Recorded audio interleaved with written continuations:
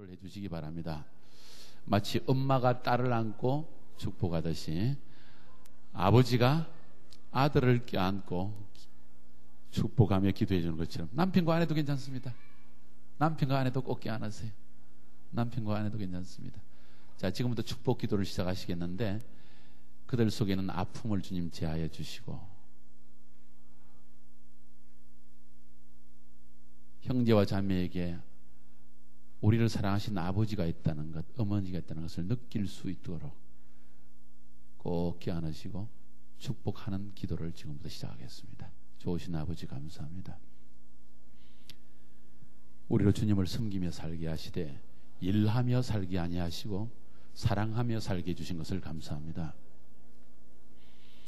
주님과의 친밀한 교제를 통하여서 우리의 삶 가운데 새로운 아버지의 은총을 경험하기를 기뻐하셔서 우리를 지상에서 새로운 관계 속으로 인도하시는 아버지 감사합니다. 이 시간을 아버지여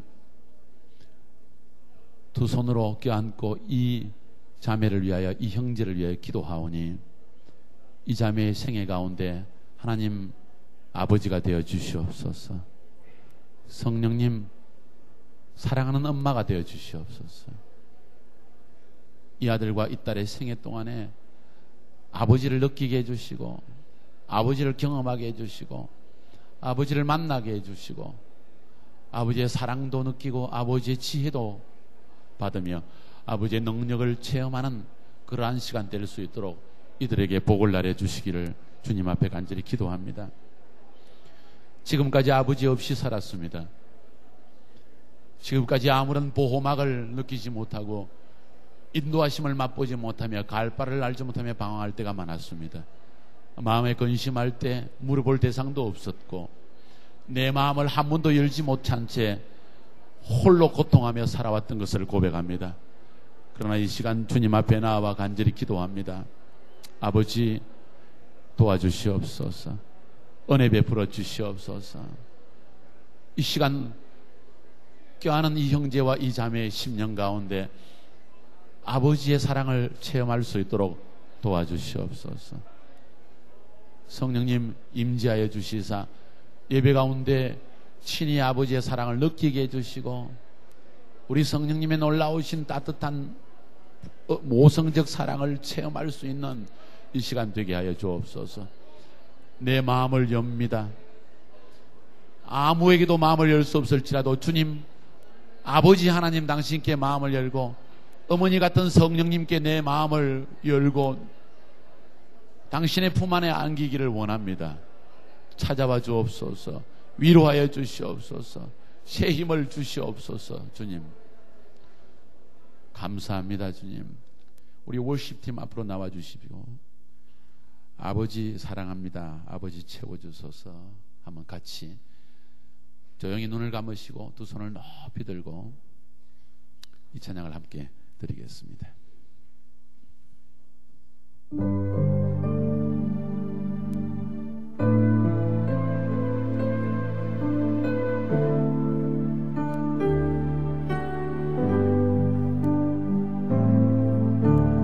아버지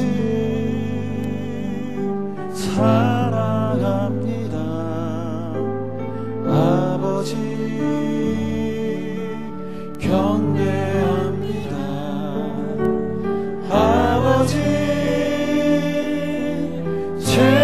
채워주소서. 당신의 사랑으로 아버지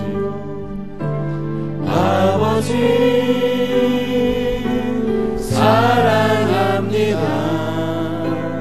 아버지 경배합니다. 아버지 채워주소서. 당신의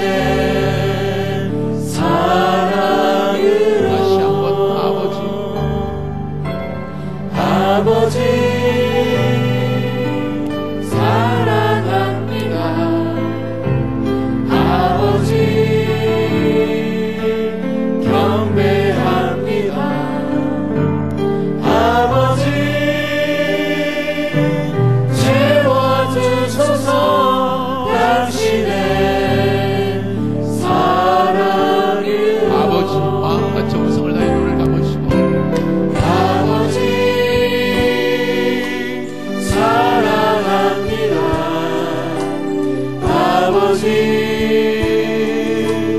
경배합니다.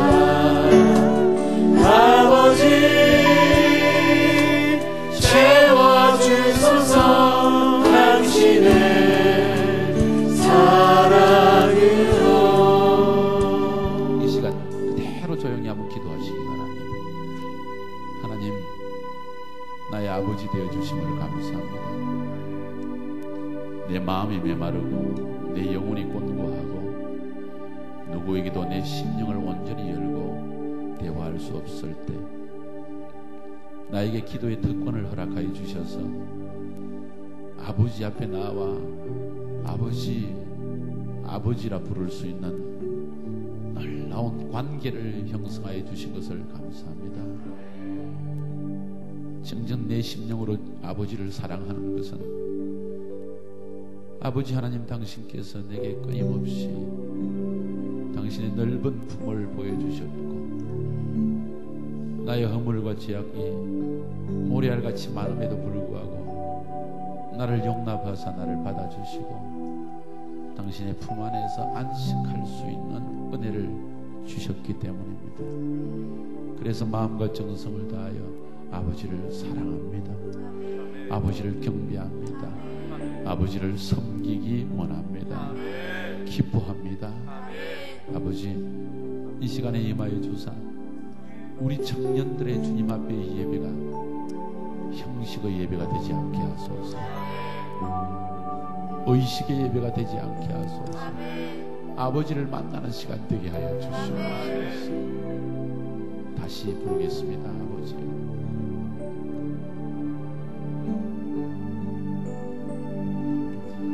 아버지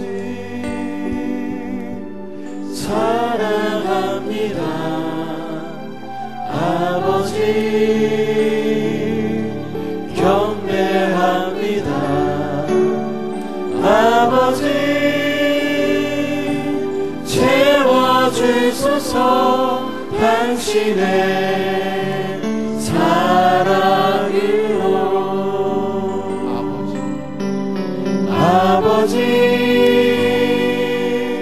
사랑합니다. 아버지 경배합니다. 아버지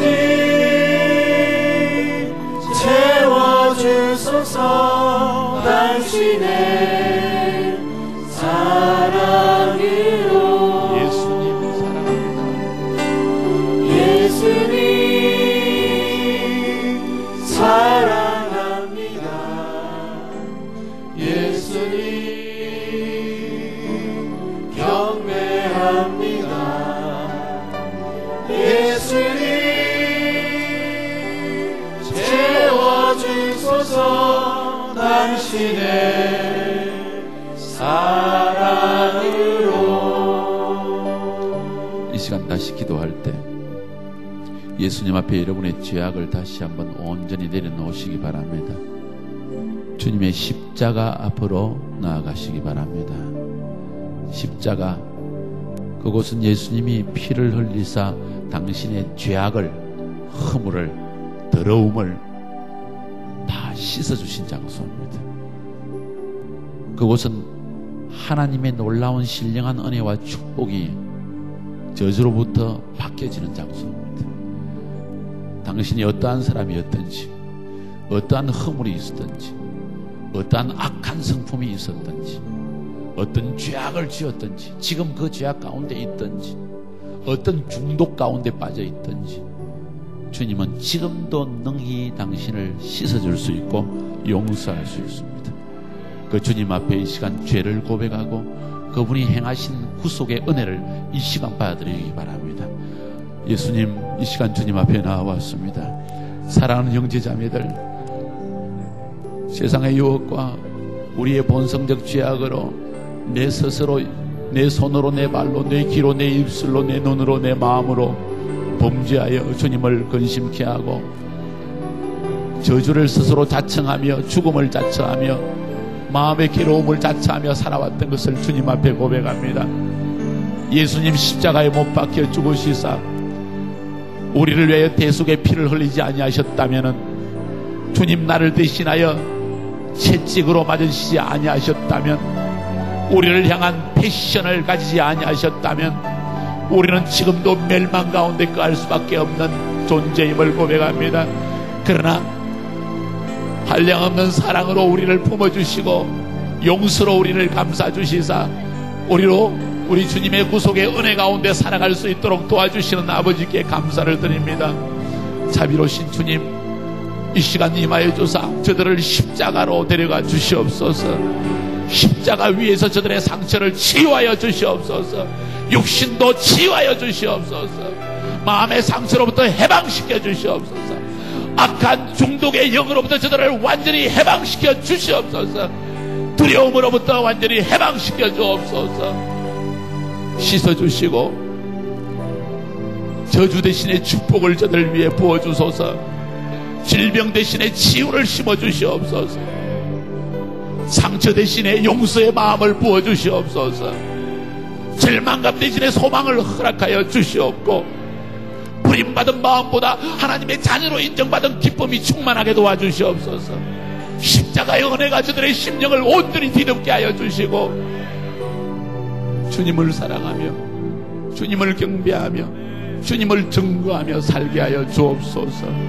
딸아, 아들아, 네 죄사함을 받았느니라. 십자가의 은혜로 우리를 구속하신 주님을 찬양합니다. 영광 받아 주시옵소서. 예수님을 찬양합니다.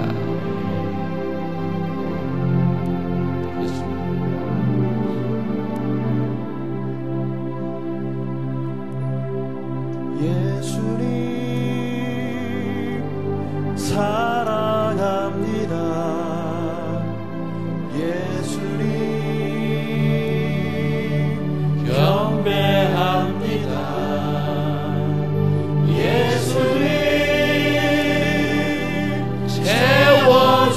채워주소서. 당신의 사랑으로. 예수님 사랑합니다. 예수님 사랑합니다. 예수님 경배합니다. 예수님 채워주소서. 당신의 사랑으로. 십자가에 당신을 위해 돌아가신 예수님을 기억합시다. 예수님 사랑합니다. 예수님 경배합니다. 예수님 채워주소서. 당신의 사랑으로. 성령님 사랑합니다. 성령님 사랑합니다. 성령님 경배합니다. 성령님 채워주소서. 당신의 사랑으로. 성령님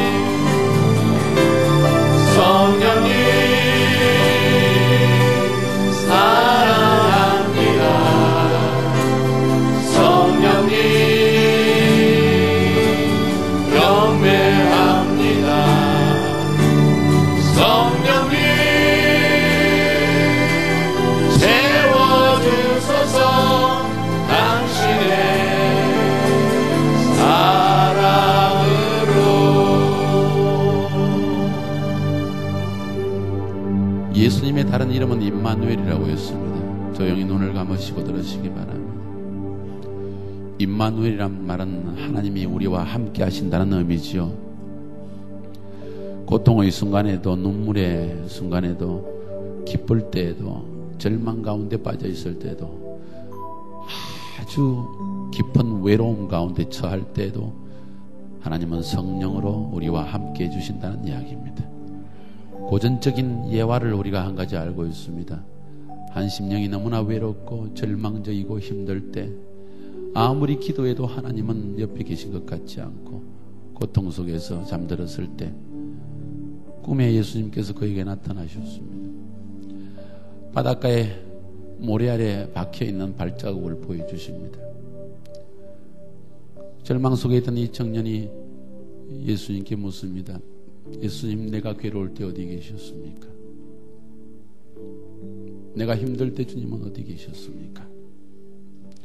왜 나를 버리셨습니까? 왜 내 기도를 들으지 아니하시고 왜 나를 홀로 버리사 나로 절망 가운데서 방황하게 하셨습니까? 바닷가에 한 사람의 발자국밖에 없었습니다. 주님 보십시오. 나 혼자서 저렇게 외롭게 바닷가를 걷지 않았습니까? 혼자서 눈물 흘리지 않았습니까? 그때 예수님이 말씀하십니다. 내 아들아, 저 발자국은 너의 발자국이 아니라 나의 발자국이니라. 내가 괴롭고 힘들 때 내가 너를 껴안고 내 품에 안고 너를 안고 이 바닷가를 걸어갔느니라. 성령님은 우리와 함께 하시는 하나님이라는 이야기입니다. 내가 느끼지 못하는 것 같고 나의 목소리가 상달되지 않는 것 같고 내게 아무런 음성 들리지 않는 것 같은 순간에도 하나님은 성령으로 임마누엘 하셔서 여러분의 모든 일거수일투족을 지켜보시고 여러분을 보호하고 계셨다는 이야기입니다. 그 성령님을 사랑하세요. 기뻐하세요. 환영하세요. 이 시간 그분에 대한 사랑의 고백을 한 1분간 드리겠습니다. 입술로, 여러분의 입술로 성령님 사랑합니다. 나와 함께 해주시니 감사합니다. 나는 외롭지 않습니다. 당신이 함께 하시기 때문입니다. 성령으로 임재해 주셔서 내 삶을 지켜주시기 때문입니다. 나는 믿습니다. 주님, 나의 기도는 응답되는 것을 확신합니다. 괴롭고 힘들 때 나를 위로해 주시는 성령님 찾아와 주시고 함께해 주옵소서. 새롭게 하사 내 영혼 속에 생기를 불어넣어 주시고 성령님 당신의 인도하심을 맛보며 살아갈 수 있도록 도와주시옵소서. 주님, 사랑하는 우리 남녀 청년들 주님의 손에 의탁합니다. 당신 앞에 나와 당신의 음성을 들으며 당신의 인도하심을 맛보며 당신의 능력을 체험하며 당신의 부르심에 응답하며 당신의 뜻을 성취하기 위해서 헌신하며 살아가는 백성들 되게 하여 주시옵소서. 우리가 아버지의 자녀됨을 알게 하여 주시고 우리의 생애가 헛된 길을 걷지 않도록 이들을 보호하여 주시옵소서. 아버지, 세상은 요구하는 것이 너무나 많으나 주님, 우리의 힘으로는 이것을 다 충족할 수가 없고 그 요구를 다 이룰 수가 없습니다. 주님, 그러므로 주님 앞에 달려가 당신의 능력으로 살아가기를 원합니다. 우리의 위로자 되신 성령이여, 보혜사 되신 성령이여, 당신을 이 자리에 초청합니다. 각인의 심령 가운데 모셔드립니다. 환영합니다. 임하여 주시고 위로하여 주시고 치료하여 주시옵소서.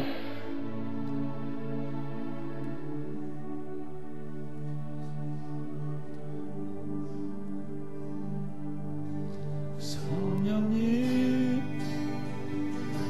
사랑합니다. 성령님 경배합니다. 성령님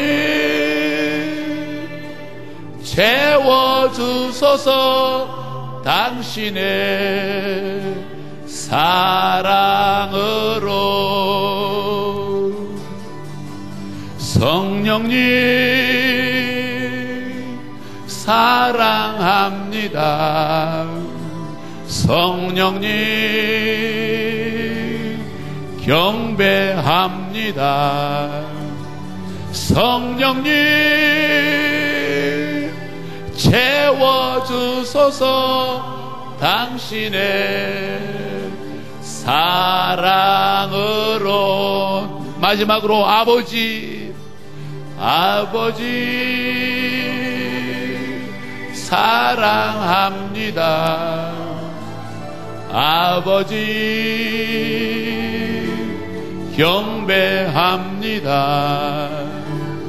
아버지 채워주소서. 당신의 사랑으로. 마지막으로 한 번 더. 아버지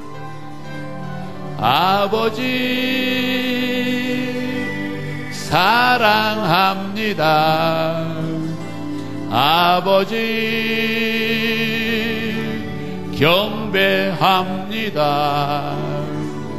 아버지 채워주소서. 당신의 사랑으로. 아버지 감사합니다. 우리의 심령 속에 아버지를 느끼고 체험할 수 있는 조그마한 은혜 베풀어 주신 것을 감사를 드립니다. 내 영혼이 주님 앞에 돌아옵니다. 내 마음을 주님 앞에 돌이킵니다. 우리의 힘과 능력으로 추구하던 모든 것을 내려놓고 당신의 능력 앞에 나와 당신의 행하심을, 당신께서 베푸실 기적을 기대합니다. 아버지, 우리의 아버지 되어주심이 얼마나 아름다운지요. 성령님, 우리의 어머니와 같이 우리를 포근하게 감싸시고 인도하시는 그 사랑이 얼마나 귀한지요. 예수님, 우리를 구속하시고 한량없는 은혜를 항상 공급하시는 당신의 은혜는 얼마나 깊은지요. 당신의 은혜 가운데 거하기를 원합니다. 율법도 던져버리고 나의 계획도 던져버리고 오직 아버지께서 내게 명하시는 바를 행하며 살아가기를 소원합니다. 주님, 두렵지 않습니다. 미래가 두렵지 않습니다. 삶이 염려되지 않습니다. 왜냐하면 당신이 나의 아버지 되셨고, 왜냐하면 성령님이 나를 인도하시며 나의 모든 죄악을 씻으시는 예수님이 나에게 계시기 때문입니다. 그러므로 당신을 찬양합니다. 삼위일체 주님이시여 우리 가운데 임재하사 이 놀라운 계시로 살아가게 하옵소서. 사랑하는 청년들을 두 손 들어 축복하시고 저들의 생애 동안 주님 두 손 잡고 승리하는 자들 정복자로 살게 하옵소서. 예수님의 이름으로 축복하며 기도드렸습니다. 아멘. 우리 주님 앞에 영광의 박수를 돌리시기 바랍니다. 할렐루야. 좀 더 힘차게 영광의 박수를 돌립시다. 좀 더 힘차게, 좀 더 힘차게, 좀 더 힘차게. 할렐루야. 주님 감사합니다. 성령님 사랑합니다. 아버지 감사합니다. 우리 가운데 새 은혜를 주신 아버지를 찬양합니다. 영광 받아 주시옵소서. 매일매 순간 나의 발걸음에 영광을 받아 주옵소서. 매일매 순간 내 입술에 내 마음에 찬양을 받아 주옵소서. 감사를 받아 주시옵소서. 감사합니다 주님. 할렐루야. 옆에 사람 꼭 껴안으시고 하나님은 살아계십니다 인사하시기 바랍니다.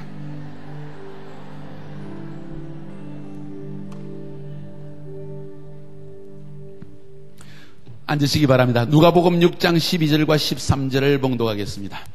누가복음 6장 12절과 13절 말씀. 정말 귀한 말씀입니다. 이 본문 말씀을 통해서 하나님이 우리에게 주시는 생명을 받으시기 바랍니다. 이때 예수께서 기도하시러 산으로 가사 밤이 맞도록 하나님께 기도하시고 밝음의 그 제자들을 부르사 그 중에서 12를 택하여 사도라 칭하셨으니. 예, 그 이하 모든 12사도의 이름을 우리에게 말해주고 있습니다. 다시 한번 봉독합니다. 이때 예수께서 기도하시러 산으로 가사 밤이 맞도록 하나님께 기도하시고 밝음의 그 제자들을 부르사 그 중에서 12를 택하여 사도라 칭하셨으니. 기도하겠습니다. 우리의 삶의 모본 되시는 예수님, 육신으로 오사 하나님이라 칭하심을 버리시고 우리와 같이 되시면 우리로 아버지의 형상 속에 들어가 새 삶을 살게 하시는 것을 믿고 감사합니다. 우리의 삶의 모본을 보여주사 진정한 제자의 삶의 모습이 무엇인지를 알게 하시기를 원하시는 예수님, 이 시간 이 말씀을 통해서 우리의 눈을 열어 주옵소서. 진실로 주님을 쫓는 참 제자의 삶을 살 수 있도록 우리 청년들을 축복하여 주시옵소서. 주님, 이 음성이 내 삶을 변화시키는 근본 축복의 말씀이 되기를 소원합니다. 종이 말씀을 증거할 때 성령께서 함께하사 필요한 말씀만을 전하게 하옵소서. 깨닫게 하여 주시옵소서. 실천하게 하옵소서. 그래서 이 신길교회 청년부가 하나의 부수가 아니라 생명의 공급 장소가 되게 하옵소서. 수많은 신길동과 이 서울 전역의 한국 전체 청년들을 살리는 근본 모체가 되게 하여 주옵소서. 이를 위해서 필요한 말씀 오늘 주신 줄 확신합니다. 기다립니다, 주님. 예수님의 이름으로 기도드렸습니다. 오늘 이 본문의 말씀은 매우 중요한 말씀입니다. 저는 이 본문의 말씀을 읽으면서 그리스도의 제자로 살기를 원하는 사람의 삶의 모습이 어떠해야 될 것인가 하는 것을 두 가지를 깨닫습니다. 이 말씀은 여러분이 앞으로 일평생 동안 특별히 우리 청년 여러분들에게, 물론 우리 성인인 우리 남녀 성도님 여러분께도 동일하게 해당되는 말씀이지만 특별히 청년의 시대를 살고 있는 여러분에게 너무나 절실히 필요한 말씀입니다. 참으로 하나님의 뜻을 성취하는 삶을 살기 위해서 우리에게 필요한 것이 뭘까요? 내 혼자의 힘으로 하나님의 뜻을 성취할 수 있을까요? 할 수 없습니다. 하나님만 바라보면 될까요? 또 그것도 아닙니다. 하나님은 사람과의 관계 속에서 우리를 인도하시기 때문입니다. 만약 하나님만 바라보면 된다면 예수님도 안 보내셨을 거예요. 만약 그럴 것 같으면 예수님이 12제자도 선택하지 않으셨을 거예요. 그래서 예수님은 12제자를 선택하신 거예요. 왜냐하면 우리에게는 우리를 이끌어주는 영적 지도자가, 영적 아비가 필요하기 때문입니다. 그것만으로 되지는 않습니다. 우리의 개인적인 하나님과의 관계는 매우 중요합니다. 그것이 우리의 삶을 성공하게 만드는 것이요, 하나님의 뜻을 발견하게 하는 것이요, 순종할 수 있는 깨달음을 주는 것이기 때문입니다. 그래서 우리가 그리스도의 제자로서 살아갈 때 이 세상에서 하나님의 자녀로서 성공적인 삶을 살아가기 위해서 가장 필요한 두 가지를 오늘 본문은 말하고 있는데, 첫 번째는 하나님의 임재를 추구하는 삶을 살아야 된다는 겁니다. 옆에 사람에게 이야기하시기 바랍니다. 하나님의 임재를 추구하며 사십시오. 이 말은 무슨 말입니까? 매 순간 하나님이 나의 삶 속에 들어오시게 하고 내가 하나님과 동행할 수 있는, 하나님과 교제할 수 있는 그 임재 속으로 들어가라는 것입니다. 하나님을 느끼지 못하는 사람은 형식적 신앙인이 되고 말고, 만약 지식만이 풍성하며 하나님의 임재를, 지금 나와 함께 하시는 하나님의 presence of God를 느끼지 못하면은 나는 율법적인 신앙인, 교리적인 신앙인, 바리새인과 같은 삶을 살 수밖에 없다는 거예요.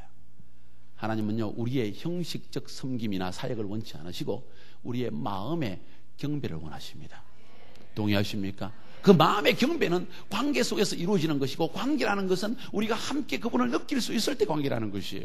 부부가 함께 살아갑니다. 저는 결혼해서 지금 20년을 살고 있는데 저희 아내와 참 감사한 것은 20년을 살아도 마음이 열린 가운데 교제를 한다는 사실이에요. 저는 그게 당연한 줄 알았는데 20년쯤 살고 나서 저와 비슷하게 사는 사람하고 대화를 해보니까 서로 마음을 안 열고 사는 사람이 제법 있더라고. 얼마나 불행할까. 근데 그것이 습관화된 사람들이 있어요. 아유, 저 사람은 막 도저히 말을 해도 안 들어요. 아유, 이 사람하고 말이 안 통해요. 그리고 평생 살아가는 사람이 있다는 거예요. 만약 하나님과 우리와의 관계가 그와 같은 관계라면 어떻게 될까요? 우리의 기도는 응답이 없습니다. 우리는 그분의 사랑을 느낄 수도 없습니다. 그분이 나를 사랑하시는 것 도저히 우리는 감각이 없습니다. 우리는 기쁨으로 주님을 섬길 수도 없습니다. 11조도 율법적으로 할 수밖에 없습니다. 그러므로 우리의 얼굴에는 기쁨과 평안과 자유함과 만족과 감사가 없는 거예요. 하나님이 우리에게 진정을 원하는 것은 하나님을 느끼라는 것입니다. 옆에 사람에게 하나님을 느끼세요. 그분의 임재를 한번 맛보세요. 그래서 가장 중요한 우리의 삶의 청년들, 우리 어른된 분들 할 것 없이 누구든지 성공적인 크리스찬의 삶을 살기를 원한다면, 또 하나님의 뜻을 분별하고 그 뜻을 성취하는 제자의 참된 삶을 살기 원한다면 우리가 해야 될 가장 중요한 게 뭘까요? 하나님의 얼굴을 찾아라는 것입니다. 하나님의 얼굴을 구하라는 것입니다. 일을 하기 전에, 저는 목회자다 보니까, 목사이다 보니까, 그리고 한국에 거의 한 달에 한 번씩 지금 나옵니다. 세미나를 인도하기 위해서, G12 세미나를 인도하기 위해서. 또 미국에 1년에 몇 번 갑니다. 또 실크로드 지역에 각 나라를 한 달에 한 번씩 가면서 또 사역을 해야 됩니다. 엄청난 시간이 많다 보니까 사역하니까 얼마나 감사해요. 감사한 반면에 하나님의 임재를 잊어버릴 때가 많다는 거예요. 일이 너무나 많기 때문에, 학생들은 대학 입시 때문에, 시험 공부 때문에 임재를 잊어버립니다. 학원에 가야 됩니다. 국민학생 때부터 벌써 태권도다, 피아노다, 모든 것을 배우다 보니까 하나님의 임재를 추구할 시간이 없다는 것이. 가정에서 하나님을 임재할 시간이 없습니다. 왜냐하면 아버지도 바쁘고 어머니도 바쁘고, 또 아버지 어머니의 프라이오리티, 우선순위는 무엇인가 하니 공부를 잘하는 것이라는 거예요. 하나님의 임재를 잊어버렸습니다. 다 크고 나면 시간 좀 되겠지. 대학 들어가고 나면 시간 나겠지. 그때 예수 잘 믿어야 된다? 지금은 공부만 해라? 임재를 잊어버린 사람이라는 거예요. 그래서 감격이 없는 시대라는 겁니다. 사랑을 느끼지 못하는 시대라는 거예요. 이것은 불행한 일입니다. 하나님의 임재를 느끼지 못하면 우리는 근원적인 사랑을 맛보지 못합니다. 여러분, 여러분의 남편도 아내도 여러분의 부모님도 진짜 하나님께 속한 사랑을 100% 줄 수 있는 사람은 아무도 없습니다. 오직 하나님의 관계 속에서만 그분이 우리에게 주시는 참된 기쁨을 맛볼 수가 있다는 것, 여러분 동의하십니까? 맛본 사람만이 알 수 있습니다. 저희 부모님도 참 저를 사랑하는 분이세요. 그런데 주님을 만났을 때 그분이 나를 사랑하시는 그 강도를 내가 느꼈을 때, 그 강도는 부모님이 나를 사랑하시는, 그렇게 사랑하시는 막내 있거든요. 제가 막내거든요. 그렇게 사랑한 그 사랑보다도 이건 말할 수 없는 엄청난 사랑이더라는 사실이에요. 그 순간 내 인생이 바뀌어졌으니까요. 부모님은 나의 인생을 바꾸지 못했습니다. 그러나 하나님은 나의 인생을 바꿔주시더라고요. 부모님은 나를 희생하게 못했지만 하나님은 나를 모든 것을 참고 희생할 수 있는 능력을 주시더라고요. 부모님은 나에게 큰 확신을 주지 못했는데 하나님은 내 마음속에 인생에 대한 확신을 주시고 두려움을 다 앗아가시고 내 마음속에 하나님의 살아계심과 동행함을 인해서 큰 기쁨과 능력으로 살 수 있도록 도와주시더라는 거예요. 여러분의 삶의 성공의 비결이 뭡니까? 하나님을 만나고 하나님의 임재를 잃어버리지 않고 그분의 임재를 추구하며 산다는 것이에요. 오늘 여기 보세요. 본문에 보면 예수님은 하나님의 아들이셨습니다. 그분은 본성으로 하나님과 아버지와 늘 교제하는 분이셨어요. 그런데 그런 분이 밤이 맞도록 기도하셨다는 사실이에요. 무엇 때문에? 아버지의 임재를 느끼기 위해서, 하나님이 뭘 원하시는지 알기 위해서, 하나님의 인도하심을 맛보기 위해서. 하나님의 아들이신 예수님이 이렇게 살았거든. 하물며 우리는 임재의 삶이라는 것입니다. 지난 2월 달에 제가 미국을 갔다 왔는데 거기에 10,000명 모이는 미국 교회가 있어요. G12를 하는 교회입니다. 역시 우리와 같이. 그 교회 담임 목사님 레리 스타실 목사님 저하고 같이 친해서 친분이 있어서 1년에 꼭 몇 번씩을 만나는데 이분이 이런 이야기를 하더라고요. 임재에 대한 이야기를 합니다. 그분이 그때 2월 달에 말씀하시기를, 1주 전에요, 지난주에 우리가 베니힌 목사님을 모셨어요. 그 도시에 있는 청년들을 완전히 회복시키기 위해서 청년 부흥회 비슷한 걸 했답니다. 그 교회 청년들이 약 아마 2,000~3,000 명 되는 걸로 알고 있어요. 근데 본당이 약 6,000명인가 8,000명인가 들어갑니다. 그래서 이틀간을 집회를 하는데, 이틀인가 3일간을 집회를 하는데 저녁 집회 시간에 첫날 들어가 봤답니다. 그랬더니 광고를 듣고 베니힌 치유자가 온다는 이야기를 듣고 그 도시의 불신자 청년들이 엄청나게 몰려와서 한 6,000~7,000 명 이상 몰렸답니다. 근데 더 놀라운 사실은 그날 베니힌 목사님이 사역을 하기 위해서 찬양이 다 워십이 끝나고 베니힌 목사님이 단위에 탁 올라와서 성령님이 임하여 주시옵소서 하는데 그 순간에 성령님이 온 예배실을 다 강탈을 해가지고 불신자들이 땅에 엎드려서 회개를 하고 통곡하고 이런 일들이 나더라고요. 설교를 아직 하기 전에 찬양과 단순한 기도 한마디로서 그런 역사가 일어나더라는 거예요. 너무나 깜짝 놀랐어요. 레리 스타실 목사님은. 그분도 말씀이 강한 분이세요. 카리스마가 넘쳐 흐르는 분입니다.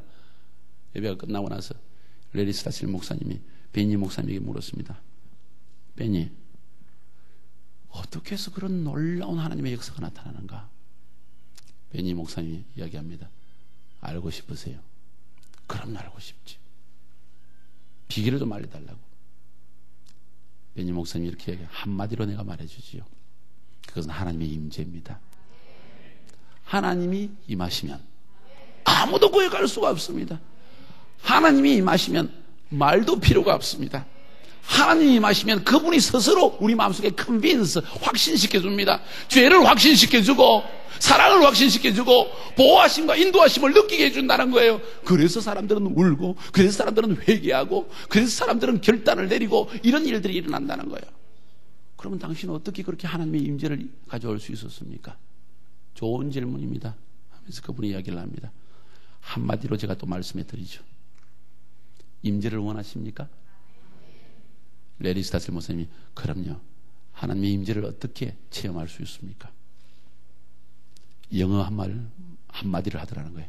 surrender 해야 됩니다. surrender라는 말은 복종한다는 말입니다. 우리말로 성경적 용어로 표현하면 내 몸을 쳐서 복종시킨다는 거예요. 이 말은 내 육신적인 계획 내려놓고 내 마음의 소원 내려놓고 내 계획 다 내려놓고 목표도 내려놓고 모든 것을 내 모든 호비 취미까지도 다 내려놓고 주님이 원하시는데 주님의 임재만을 구하는 마음으로 다 내어드리는 것, 그것을 surrender, 쳐서 복종시킨다는 의미라는 거예요. 하나님이 우리 가운데 역사하지 못하는 근본 원인은 우리 속에 인간적인 것이 드러나기 때문에, 하나님이 교회 안에서 역사하지 못하는 이유는 하나님이 아니라 인간이 드러나기 때문이라는 거예요. 하나님이 하나님 되게 하라는 것입니다. 인간이 결정하지 아니하고 하나님이 결정하는 교회, 인간이 이끌지 아니하고 하나님이 인도하시는 가정, 그곳이 하나님의 임재가 분명히 쏟아지게 되어 있다는 것입니다. 그러면서 베니 목사님이 그랬습니다. 저는 하나님의 임재를 추구하기 전에는 능력이 나타나지 않았습니다.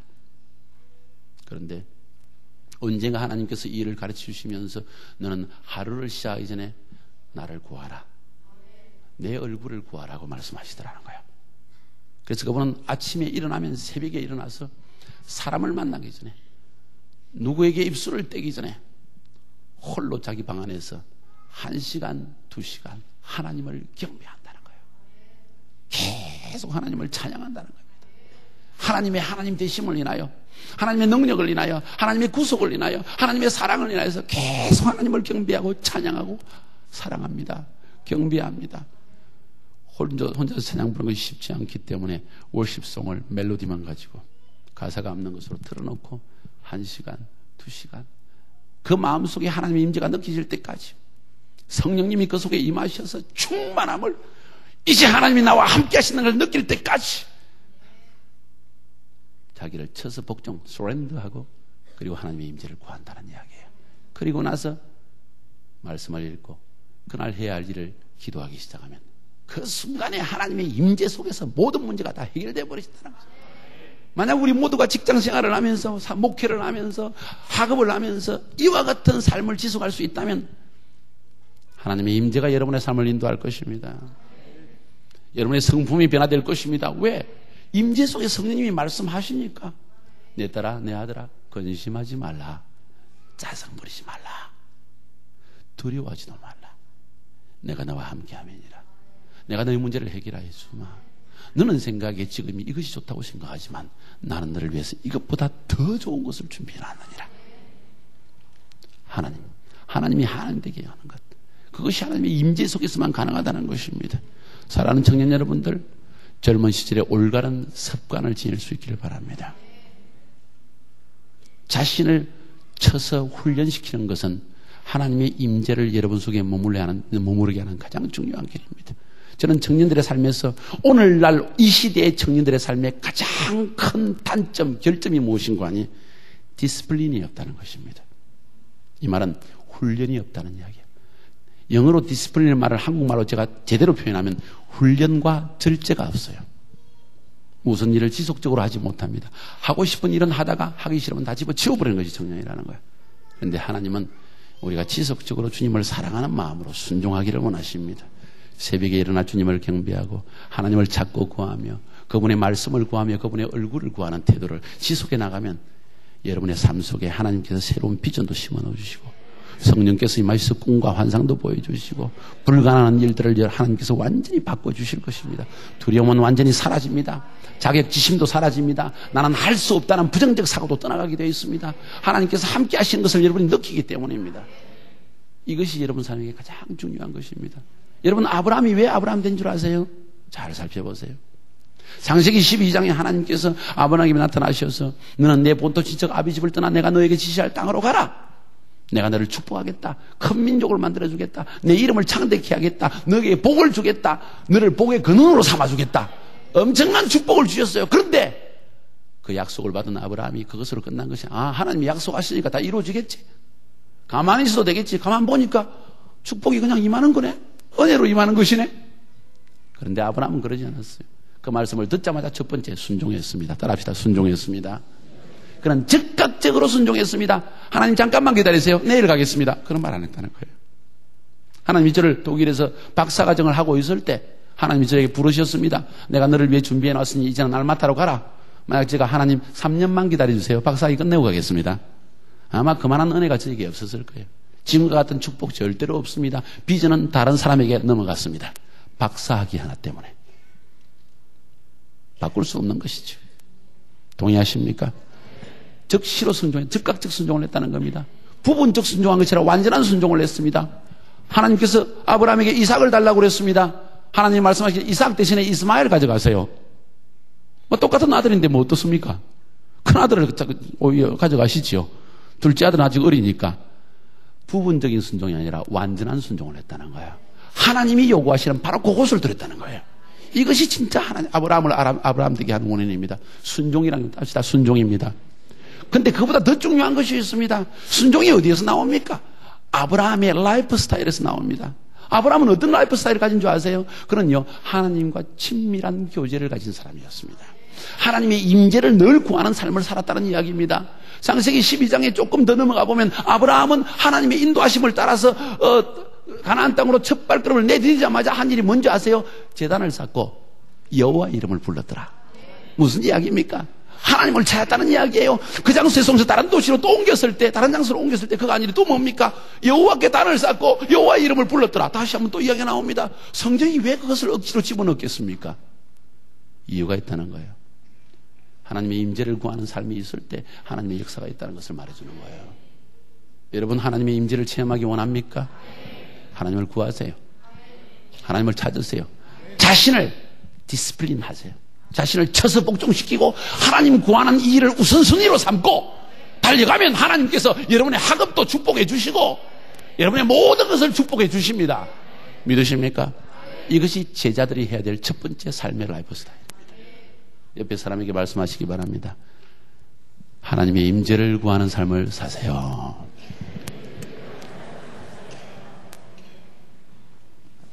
두 번째, 그리스도의 제자로서 우리가 마땅히 가져야 될 삶의 자신은 뭔지 아십니까? 우리는 다른 사람의 압이 되는 것을 배워야 합니다. 다시 합니다. 우리는 다른 사람의 압이 혹은 음이 되는 것을 배워야 합니다.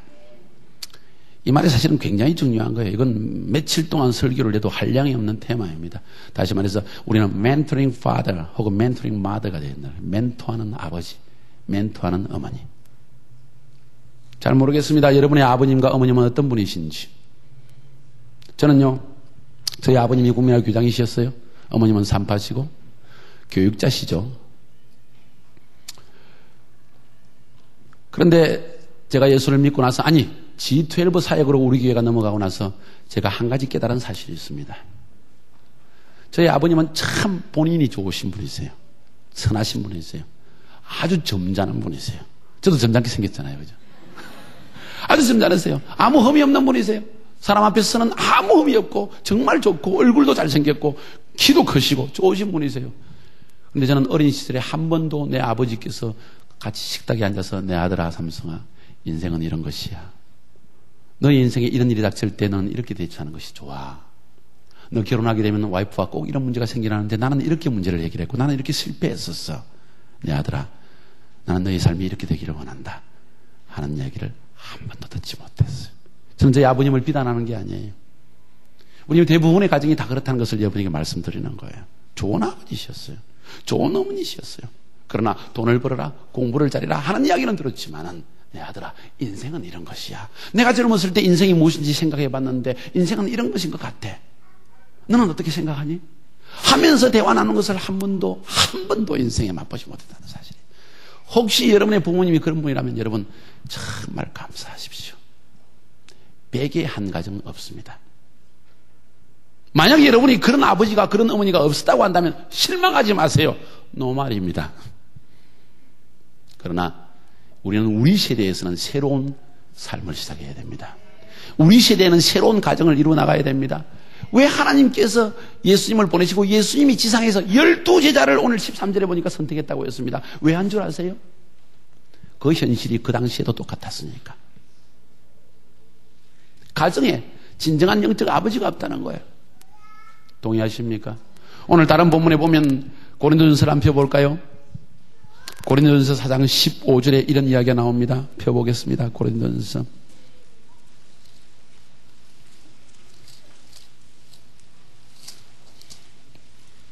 사도 바울의 이야기입니다. 그가 이렇게 이야기합니다. 그리스도 안에서 1만 서성이 있어되 아비는 많지 아니하니 그리스도 예수 안에서 복음으로서 내가 너희를 낳았음이라 이렇게 이야기했습니다.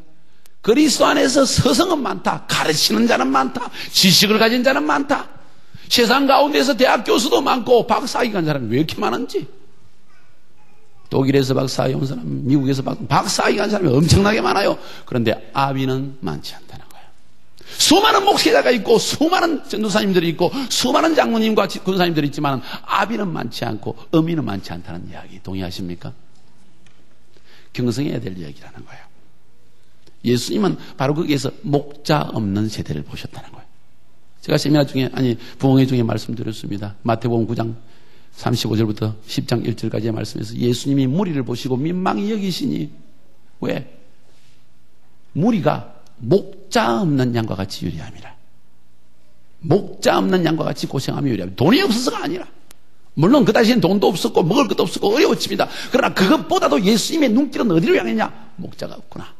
아비가 없구나. 그들의 고통을 들어줄 사람, 위로해줄 사람, 삶의 방향을 지시해줄 사람, 무엇을 어떻게 해야 될지 모르는 아이들에게 인생은 이런 것이야. 하나님은 너희 삶을 인도해 주시고 너를 보호해 주시고 너는 반드시 성공하게 될 거야. 뭔가를 말해주며 그들에게 용기를 불어줄 사람이 아무도 없었다는 거예요. 바리새인들은 금식 일주일에 2번씩 했습니다. 율법을 읽었습니다. 긴 옷을 입고 다니기를 좋아했습니다.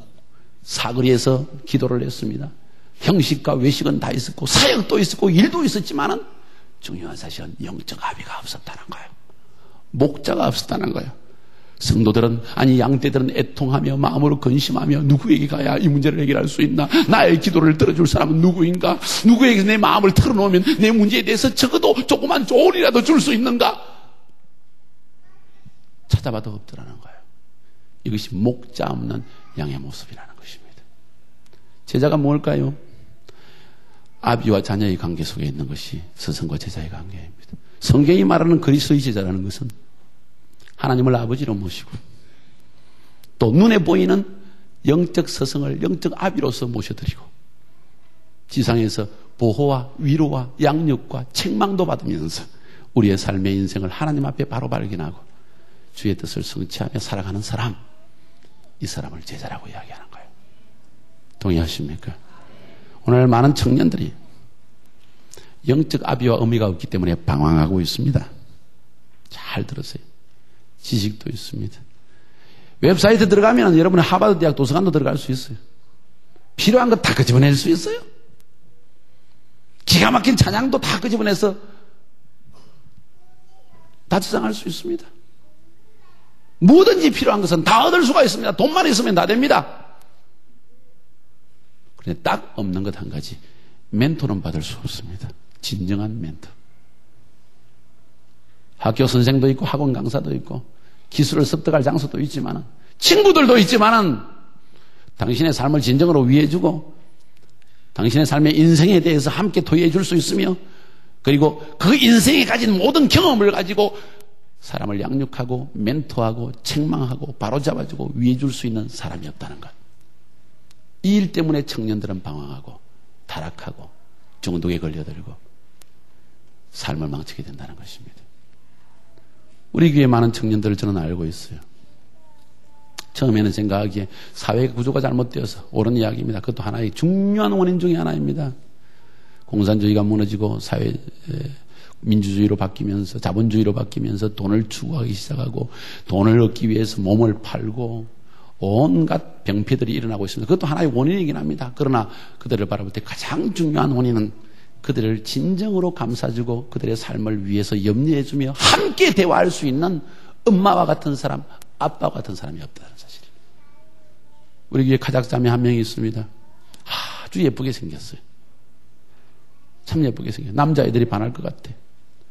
근데 이 아이가 간증하는 이야기를 듣고 제가 깜짝 놀랐어요. 간증집을 제가 쓰느라 해서 그 아이의 간증을 제가 읽어봤는데 그렇게 예쁜 아이가 창녀질을 하고 있었다는 거예요. 그것도 22살밖에 안 된 아이가. 그 사연을 쭉 적어갔습니다. 아버지와 어머니가 이혼을 하고 아버지는 집을 떠나고 어머니 혼자서 인생을 꾸려나가는데 항상 야단을 치고 그 상황 속에서 이 아이는 절망감에 빠졌다는 거예요. 아무도 그 아이를 사랑하는 사랑을 줄 수 없었고 느낄 수 없었고 인생이 무엇인가 비가 날 때 그 인생에 비가 나는 순간 절망으로 빠져들기 직전에 그를 끄집어내줄 사람이 없었다는 거예요. 그래서 이 아이는 마약을 하기 시작했습니다. 나쁜 친구를 만났습니다. 전화질을 했습니다. 누군가 만나서 외로움을 없이지 아니하면 견딜 수 없고 죽을 것 같은 상황이었기 때문에 몇 번 자살도 시도했습니다. 안 되었습니다. 인생은 구슬될 수가 없었습니다. 아비가 없었던 거죠. 영적 의미가 없었던 것이죠. 자살을 시도하다가 실패했습니다. 병원에 누워있을 때 저희 교회 구역장 청년 한 명이 가서 그 아이에게 전도를 해서 예수를 믿게 되었어요. 지금은 아주 바뀌었습니다.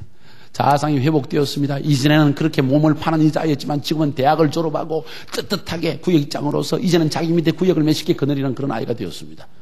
어떻게 그럴 수 있었습니까? 그 여자에게 멘토가 생겼기 때문입니다.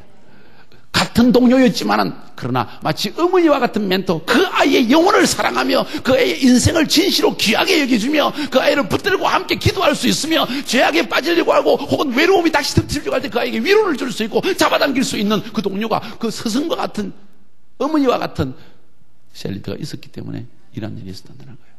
저는 오늘 누가복음 6장 13절을 읽어보면서 이건 너무나 중요한 오늘날 이 세대에 우리에게 가장 중요한 말씀입니다. 왜? 예수님은 12제자의 아비가 되기로 결정했다는 사실이에요. 멘토링 파더가 되기로 결정하셨다는 사실. 여러분 신학교 이야기를 몇 개를 졸업해도 성경 공부를 몇 가정을 거쳐도 졸업장을 아무리 가지고 있어도 만약 여러분에게 멘토링하는 여러분의 삶을 지도해주고 인생을 나눌 수 있고 여러분의 마음을 쏟을 수 있는 영적인 아비와 영적인 어머니가 여러분에게 없다고 한다면 여러분은 어쩌면 동일한 절망 가운데 빠져들 수 있을지 모릅니다. 그래서 여러분의 교회가 매우 중요한 거예요. 지금 G12로 넘어가야 합니다. 담임 목사님을 모시고 목사님 밑에 12제자, 사모님 밑에 여성 12제자, 또 그 밑에 또 12제자, 서로 사랑하고 진실되게 마음을 열 수 있는, 단순히 와서 예배만 드리고 은혜 받고 끝나는 것이 아니라 내 삶을 진실로 나눌 수 있는, 내 마음을 터놓고 내 인생의 계획을 이야기했을 때 불가능한 계획이지만 나의 스승은 그 이야기를 듣고 나의 그 계획을 귀중히 여기며 하나님의 성령님이 주신 것을 알고 함께 금식하며 기도하여서 이 뜻을 성취시킬 수 있는 그러한 영적 아비, 영적 어미. 저는 이런 영적 가족관계가 필요하다고 생각합니다. 하나님은 이 일을 위해서 마지막 때 놀라운 신약 성경 안에 감추어진 비밀에 속한 제자와의 시스템을 우리에게 지금에야 열어주신 것이에요. 우리 교회 또 청년 50 리더 있습니다. 알리셰르라고. 여러분 오신 분들은 다 알 거예요. 청년. 아주 찬양을 잘 부릅니다. 가작 찬양을 작곡합니다. 정말 마음을 감동시키는 찬양을 다 작곡해냅니다. 그런데 이 아이에게 반항심이 있어요. 아주 권위에 대한 반항심이 언제나 불뚝 막 일어납니다. 눈에 보입니다. 권위는 무조건 싫어해요. 그 아이의 과거를 더 넘어가 봤습니다. 인카운트에서 그 아이에게 한번 저희들이 설교를 시켜봤습니다. 설교 중에 자기의 간정을 이야기합니다. 나는 어릴 때 아버지가 너무너무 미워서 집을 떠났습니다. 아주 어린 시절에 삼촌 밑에서 살았는데 삼촌이 매일 때리며 구박했습니다. 권위로 자기를 억눌렀습니다. 내가 크면 삼촌도 아버지도 다 떠나버리고 빨리 난 독립해버리리라 결심하고 알마타에 와서 혼자서 살기 시작했습니다. 그러나 그런 삶이 그에게 만족을 줄 수가 없습니다. 양심이 있습니다. 괴롭습니다. 술을 마십니다. 아주 폭주를 했습니다. 매일 곤드레 만드레 취하고 있는 아이를 저희 교회 청년들이 구원해냈습니다. 예수를 영접했습니다. 괜찮습니다. 여러분 예수 영접하면 다 끝났습니까? 천만의 말씀. 그 마음의 상처, 권위에 대한 반항, 그것이 하나님에 대한 반항으로 뭔가 자기에게 누가 시키면 싫은 거예요. 내가 하고 싶은 거 한다 이거예요. 건드리지 마라. 아무도 날 건드리지 못한. 난 굶어 죽어도 내가 하고 싶은 거 하겠다. 권위의 순종을 배우지 못한 거예요. 왜? 따뜻한 권위자를 만나지 못했기 때문에. 사랑하는 권위자를 못 만났기 때문에. 그 아이를 데리고 저들이 용서하며 대화하며 계속 몇 년의 세월을 보냈을 때 이 아이의 심령 속에 참된 눈물이 흐르고 그에 대한 순종이 무엇인지를 알게 되고 영적 아비에 대한 마음을 저에 대해서 가지게 되고 변화되기 시작하더라고요. 삶의 회복이 이루어지는 걸 보았습니다. 한 인간이 하나님의 형상대로 다시 회복되는 걸 보았다는 이야기예요. 어떻게 이런 일이 있을 수 있습니까? 멘토링 파더가 있기 때문입니다. 멘토링 마더가 있기 때문에 나를 멘토하는 엄마, 멘토하는 아버지가 있기 때문입니다. 여러분의 삶에 여러분이 육신의 아버지나 육신의 어머니에 대한 여러분의 상은 하나님에 대한 상을 찌그러지게 만듭니다. 만약 여러분의 아버지가 여러분을 매일 구박하며 율법적이며 야단만 치며 억압하는 아버지였다면 아마 당신들이 여러분들이 하나님을 만나고 난 뒤에도 하나님에 대해서도 그렇게 생각할 거예요. 내가 조금만 잘못하면 하나님 야단치는 것 같고 조금만 잘못하면 하나님 와서 뒤통수한테 치는 것 같고 뭔가 쫓기는 것하고 두려워하고 자유함이 없는 기쁨이 없는 감사함이 없는 삶을 살 수밖에 없다는 거예요. 어떻게 하면 해방될 수 있습니까? 육신의 아버지를 용서할 수 있어야 됩니다. 오늘 우리가 함께 사역하기 원합니다. 어쩌면 여러분 삶 가운데 아버지나 어머니에 대한 찌그러진 상을 가지고 있는지 모르겠습니다. 찌그러졌다기보다는 실제적으로 여러분의 부모님이 여러분이 그와 같은 사랑을 베풀지 못하였고 구박하였고 마음은 여러분을 사랑하면서도 실제로 삶 속에서 여러분에게 진정한 사랑을 베풀지 못했는지 모릅니다. 그러한 잘못된 삶의 습관 또 경험들이 하나님을 만난 이후에도 여러분이 하나님을 100% 신뢰하지 못하게 하는 근원이 된지 이유가 됐는지 모릅니다. 하나님은 여러분의 아버지가 되십니다. 그리고 이 순간 하나님께서 여러분을 치료하셔서 여러분이 다른 사람의 아버지가 되게 하기를 원하시는 거예요. 여러분이 다른 사람의 어머니가 되게 하기를 원하시는 거예요. 그때 크리스찬의 삶에 본질적인 변화가 일어날 수 있으며 진정한 제자화는 그때부터 시작될 수 있다는 것입니다. 하나님은 여러분을 사랑하십니다. 다 함께 일어납시다. 우리 워십팀 앞으로 나오셔서 다시 한번 우리 아버지 사랑합니다 찬양 부를 수 있기를 바랍니다. 두 가지를 꼭 오늘 기억할 수 있기를 바랍니다. 하나님의 임재를 구하십시오. 우리의 진정한 아버지가 되시는 하나님을 내 심령 가운데 모셔드리십시오. 아버지의 크신 사랑 때문에 여러분의 육신의 아버지를 다 용서하고 육신의 어머니도 용서하고 그리고 기도하기를 아버지 하나님 내가 아비 되게 하소서 내가 어미 되게 하여 주시옵소서 나에게 12제자를 허락하여 주시되 내가 그들의 아비가 되고 내가 그들의 어미가 되어서 이제는 영적 새 가족을 형성하게 하여 주시옵소서. 이 자리에 있는 청년들 한 명 한 명이 아비와 어머니가 되어지면은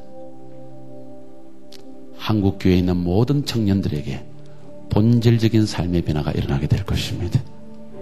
하나님은 신길교회를 이러한 위대한 사역으로 부르셨다고 저는 확신하고 있습니다. 함께 우리 찬양 부르겠습니다. 그리고 주님 앞에 우리 기도하겠습니다. 기도할 때 처음엔 용서의 기도를 하고 두 번째는 간구의 기도를 하겠습니다. 아버지 사랑합니다. 아버지 경배합니다. 아버지 채워주소서 당신의 사랑으로. 아버지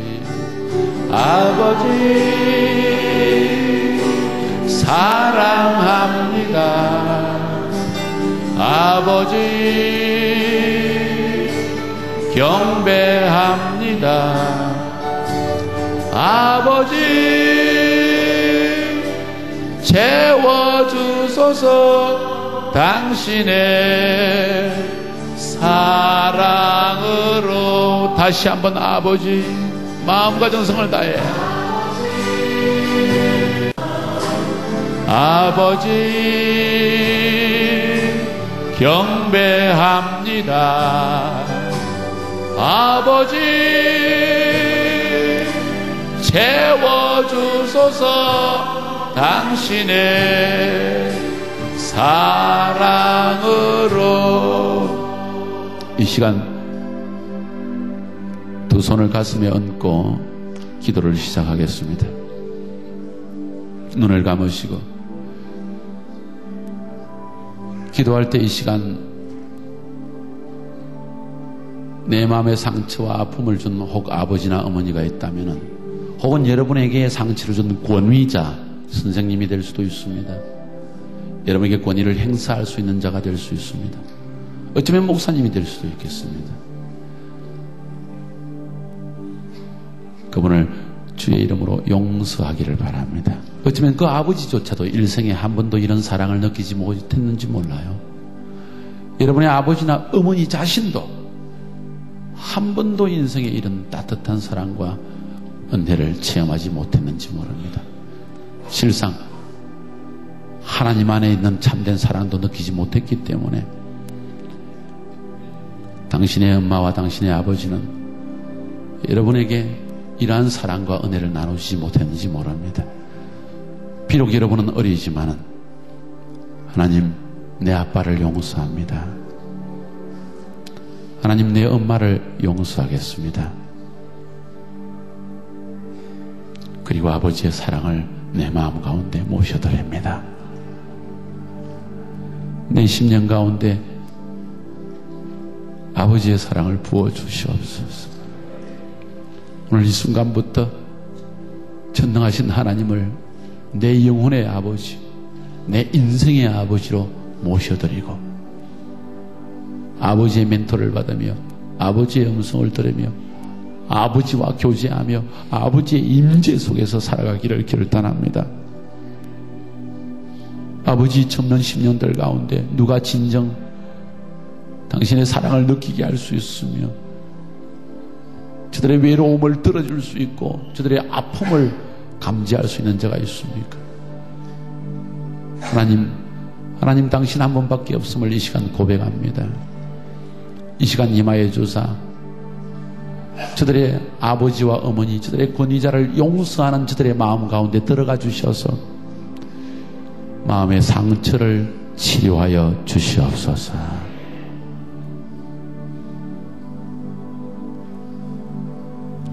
주님의 사랑을 저들 마음 가운데 부어주셔서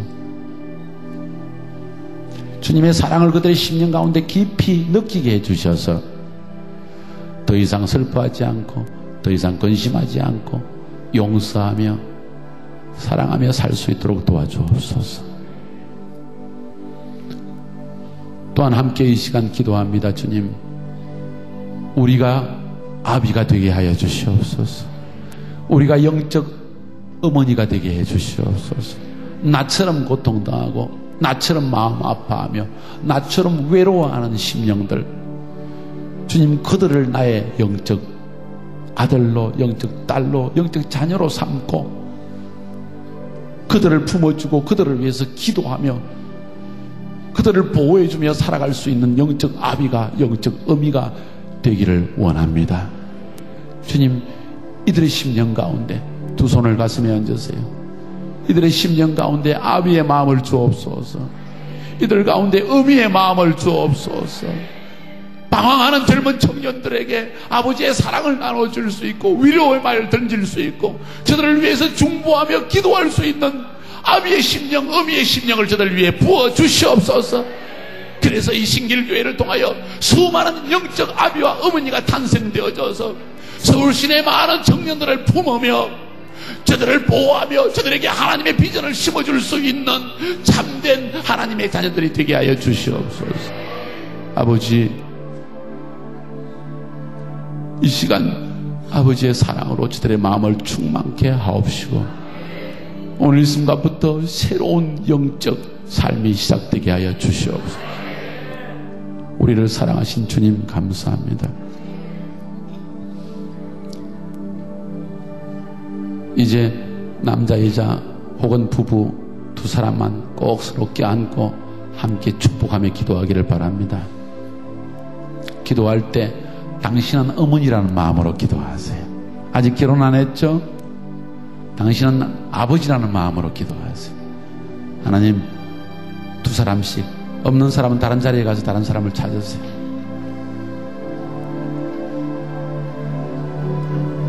꼭 껴안고 기도해 주세요.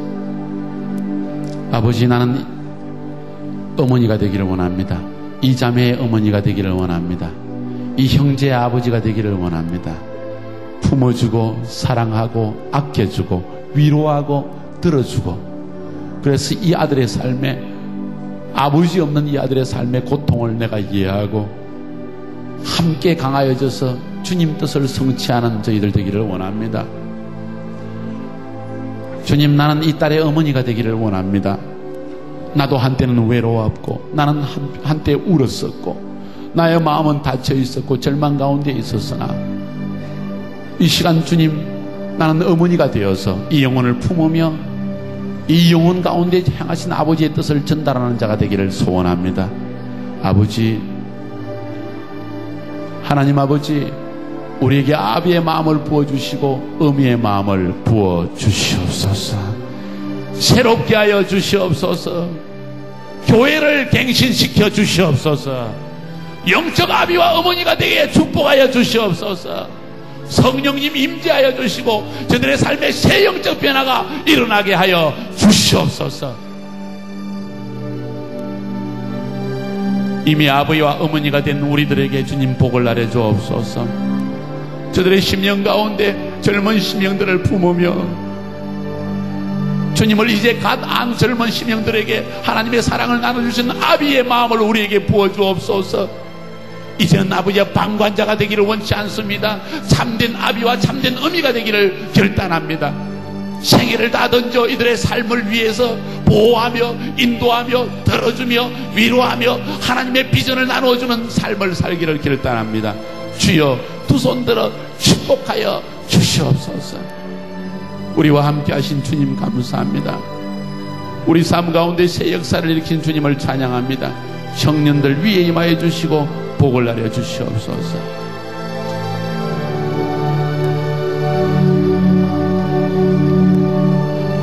그대로 껴안은 채로 축도를 받으시기 바랍니다. 이제는 우리 주 예수 그리스도의 은혜와 하나님의 극진하신 사랑하심과 성령님의 교통하시고 인도하시고 위로하심이 오늘 이 순간부터 하나님의 임재를 구하는 삶을 살기를 결단하고 영적 아버지와 어머니가 되어서 수많은 영적 자녀들을 낳기를 결단하는 우리 모든 이 자리에 있는 심령들 위에, 그리고 저들의 가정 위에 이제부터 영원토록 함께 있을지어다.